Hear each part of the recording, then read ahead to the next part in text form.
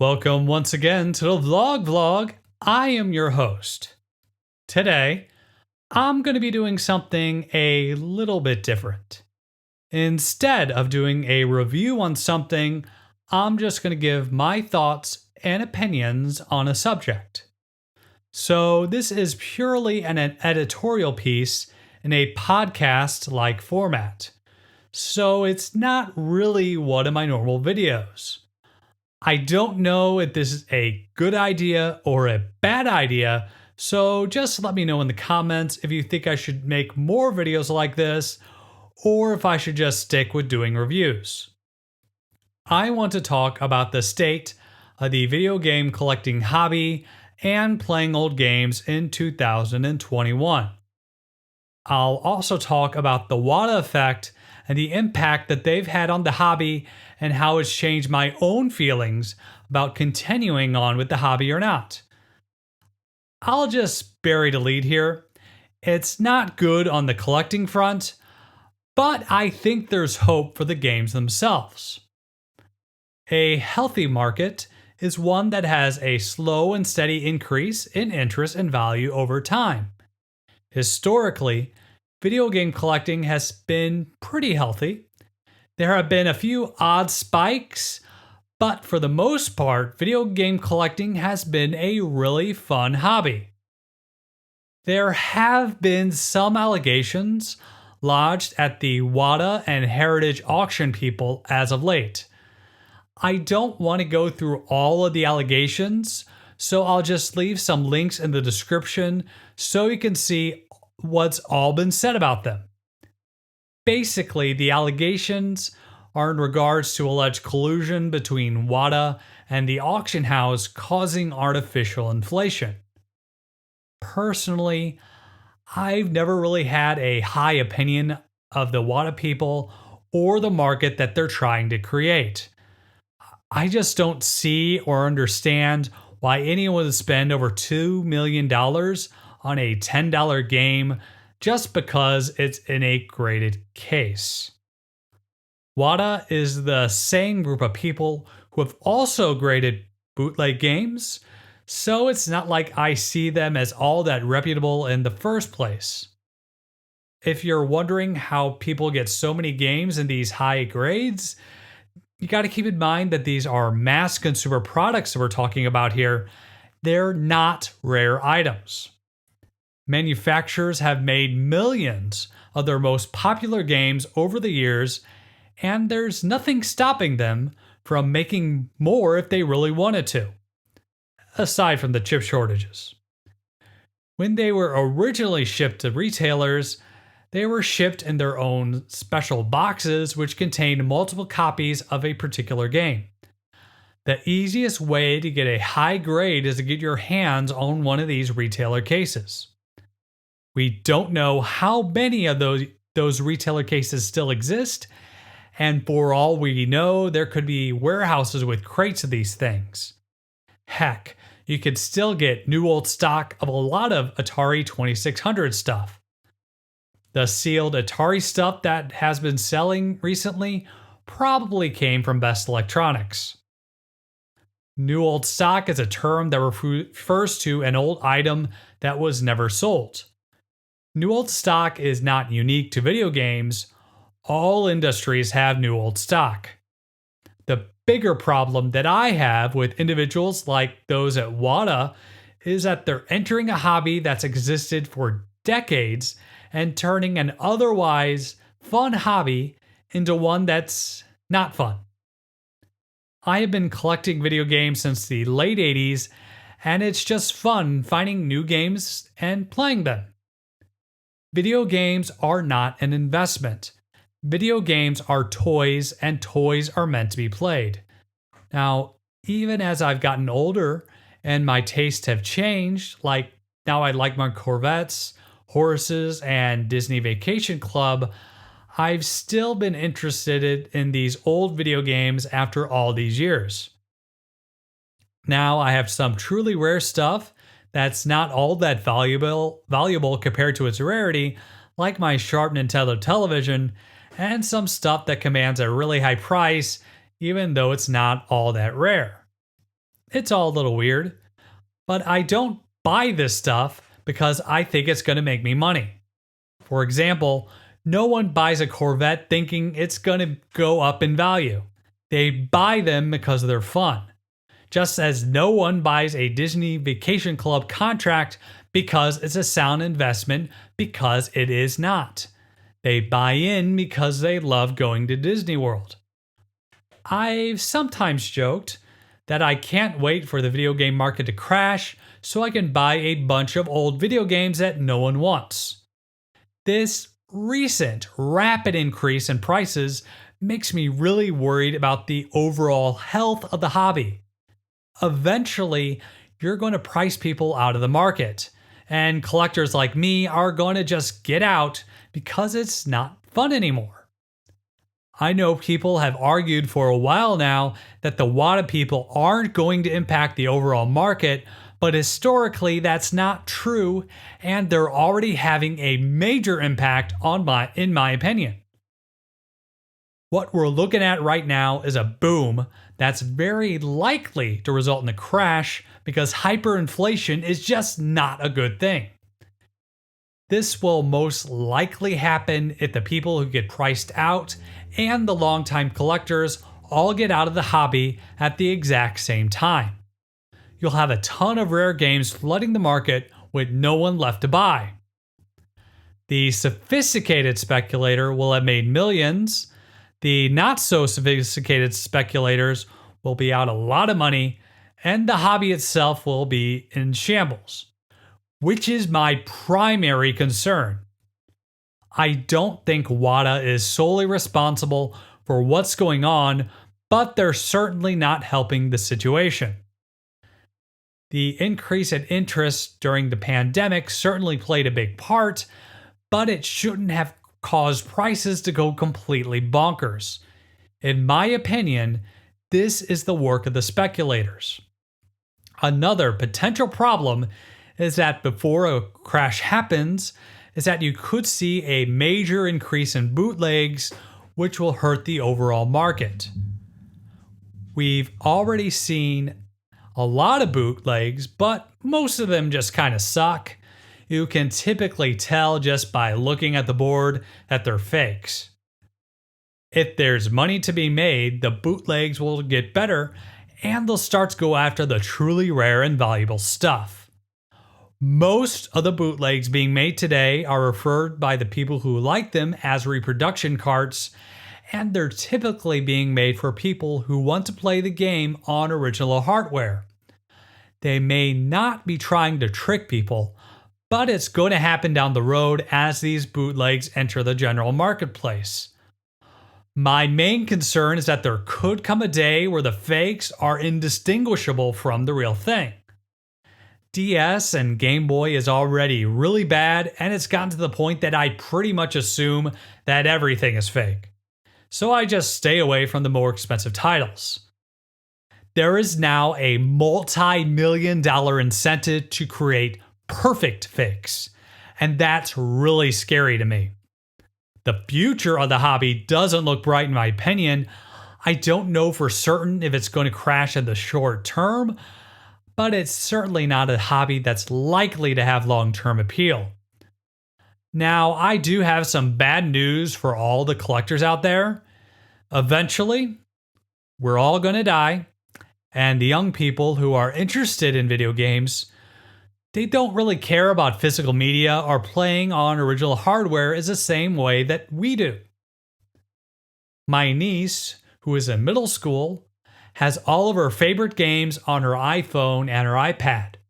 Now, a couple years ago, I did get her one of those NES and the SNES Classic consoles, and she likes the games on the system, but she really doesn't understand the whole physical game aspect or the appeal of original hardware.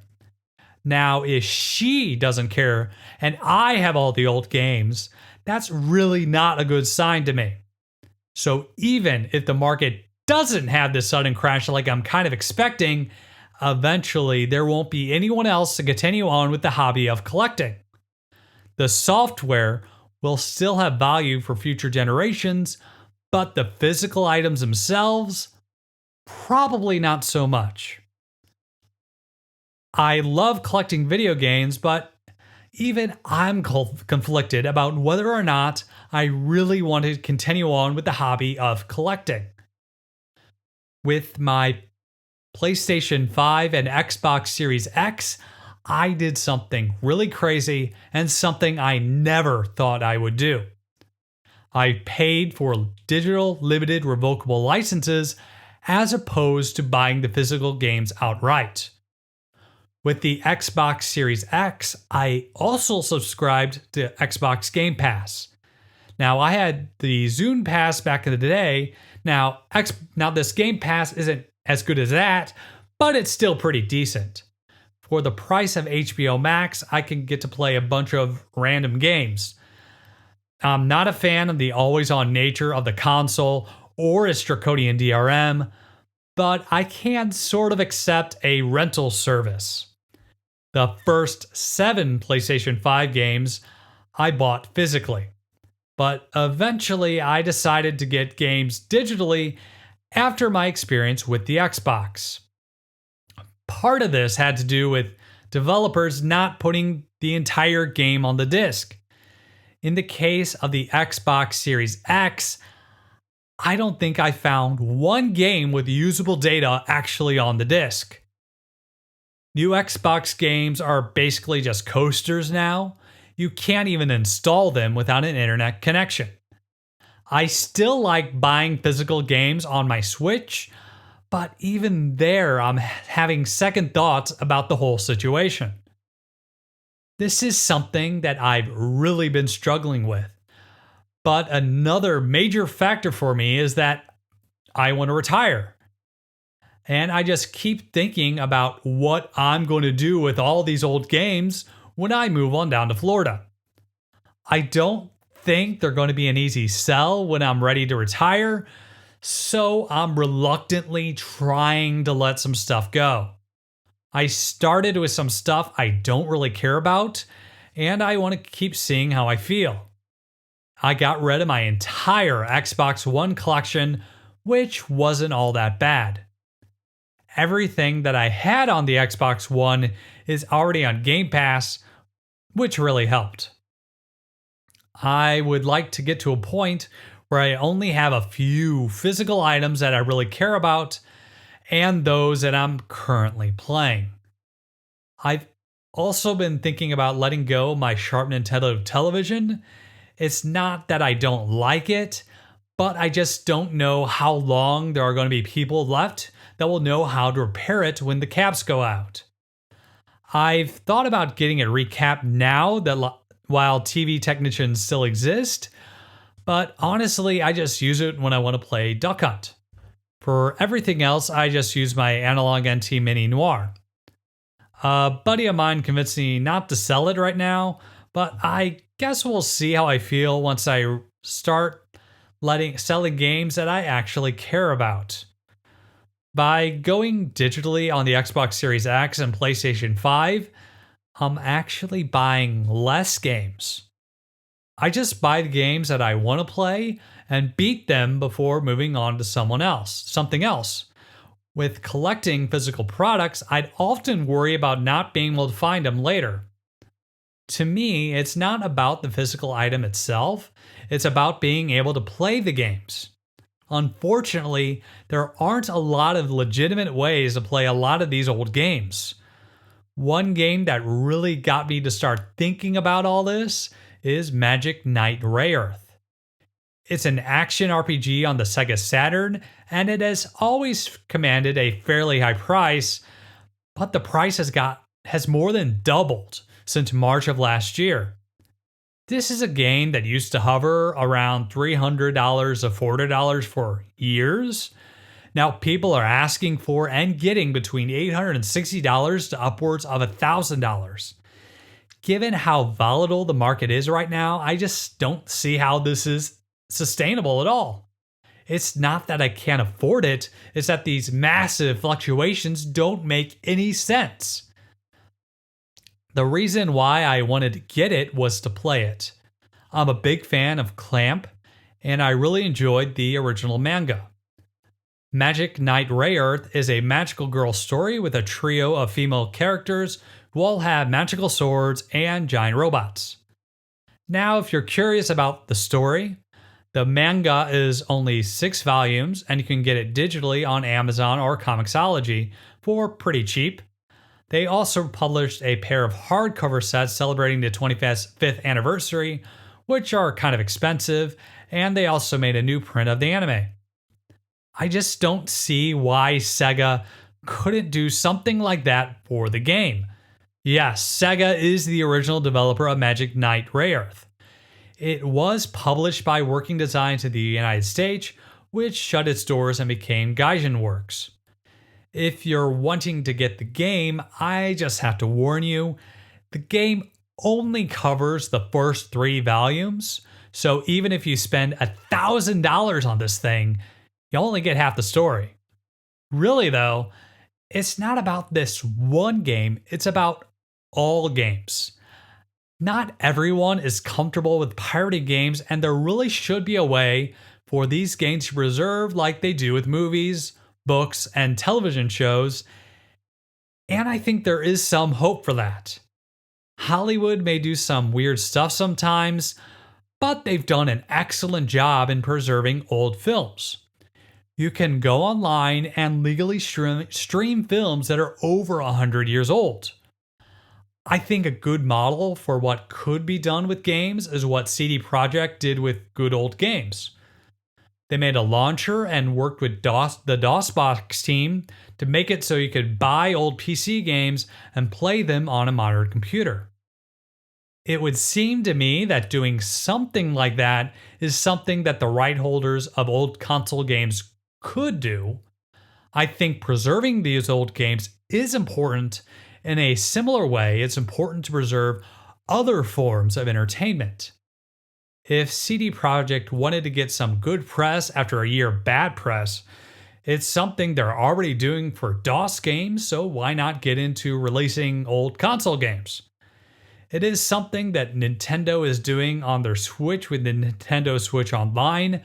Microsoft has made a commitment to backwards compatibility on the Xbox Series X, even though it's not the greatest right now, especially for the original Xbox games. And Sony isn't really interested right now, but I think they will come around. We've also seen some publishers reissue really old games on new systems and even re-release games for their original system. We've also seen mini consoles, tiny arcades, game furniture, and the like. The reason why I think there's hope is because as subscription services become more commonplace, they're going to need cheap content. The cheapest content that they have is stuff that's already been made. I mean, what's cheaper? Paying someone to make a brand new indie game for your subscription service or getting the rights to distribute an existing one. The economics is that it's going to become a numbers game. The more games you can say that you have on your service, the more perceived value that you have. By adding in all these old games, they can just add it to the number of games that they have available, even though most people only care about a few select titles. Kind of what happens with most streaming services. So right now, Microsoft can say that Xbox Game Pass has over 100 games on their service. When competitors emerge, they're going to want to say that they have 200 games. Then Microsoft is going to want to say that they have 500 games, and we could end up with an arms race on our hands with companies trying to get the rights to distribute these old games like we've seen with the streaming wars. We already have dedicated groups of people who care about preserving these old titles and have created emulators to play them. There's no real need for these developers of the software and the rights holders to be at odds. DOSBox is a great example with PC publishers, and at my old work, we also used to use a terminal emulator for some of our legacy programs. Now, legacy systems are really important, not just for preserving old games, but for everyday life as well. For example, Fortran and COBOL are still really important. You just might not know it. I do think there's a financial incentive for developers to do this, and hopefully, as more people who grew up with games come into executive level positions, they'll see the value in doing so and want to preserve their legacy. Another potential solution, albeit a bit of a long shot, is legislation. I want to make it clear here that I'm not advocating anything. I'm just pointing out that this is something that they could do. Now, our copyright system wasn't really made with video games or computer software in mind, so legislators could update it to make abandonware games, software, and operating systems enter into the public domain after it's been abandoned for a certain period of time. They could, just for example, they could say that if software was originally published 20 years ago, but it's not been available to the public for at least the last 5 years, that it could enter the public domain. Something like that could encourage software rights holders to continue making old games available. I'm not saying that Congress should or would do something like that, but they certainly could. I don't think anyone wants to tell Nintendo that they can't sell Super Mario Bros. For the umpteenth time, but for those forgotten and abandoned games, I could see there being an argument for some sort of a compromise here. Really, though, I think that the best bet for game preservation is simply the economics of the situation. For the rights holder, old games are cheap. They take up little to no server space, and digital distribution should only get easier. If you own the rights to these games, and you can make money without having to do much of anything, wouldn't you do it? Truly, I want to give rights holders money to be able to play their back catalog. I would love to pay Sega for the right to play Magic Knight Rayearth, Panzer Dragoon Saga, and the original Sakura Wars games. There are just so many different good games that I'd like to play from so many different developers, but there's no good way to do it right now without having an original copy. I've always been primarily a console gamer, so I'm a little jealous of the PC people who can go back and enjoy their old DOS games on their new PCs. It's just a shame that something similar doesn't exist for old console games. So, those are just my thoughts on the matter. Do you agree? Disagree? Do you think I'm crazy? Let me know if you think I should do more videos in this format, or if I should just stick with doing reviews. I wasn't really sure what to do with regards to the video itself, so I just did a static image. I don't know if that was the right move, so let me know. I'm just a guy learning how to do stuff on his Apple Macintosh, so there's no need to take any of this stuff all too seriously.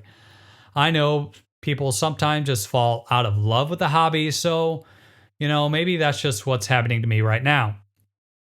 I want to thank you for listening, and I hope you have a wonderful day.